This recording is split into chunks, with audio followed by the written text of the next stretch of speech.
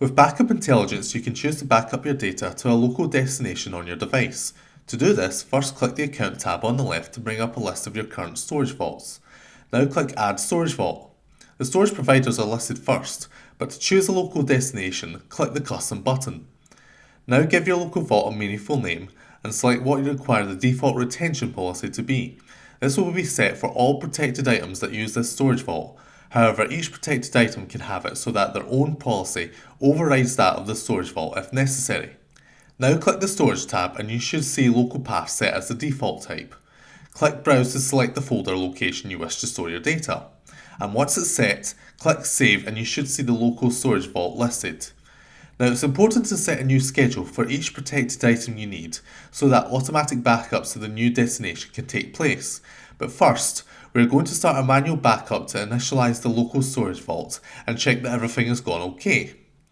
Click your protected item and then click Backup Now. Confirm the protected item you need, click Next, then select the correct storage vault for your local backup, and now click Backup to begin. After you're satisfied the process has gone okay, you should now be ready to add a new schedule. You should do this for each of your protected items that need a local backup if you have more than one. Click a protected item and then click the Schedule tab. You should be able to add a new schedule in addition to your current one by clicking the plus button. Give your schedule a meaningful name and most importantly check the correct storage vault for backing up locally. Now click the Time tab to add a new routine. As an example, I'm choosing a daily routine.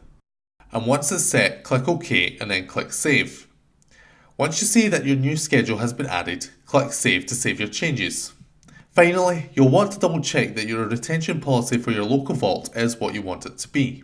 If not, you can change the policy that was set as default when creating the storage vault earlier. Simply click the policy, then click the Edit button on the right. You'll be able to make the changes accordingly, check that the new setting is listed, and then click Save to finish and save your changes. Now your backup should be stored locally and on an automatic schedule.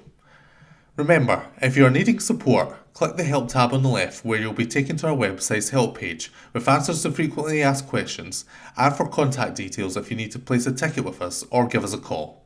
Thanks for watching.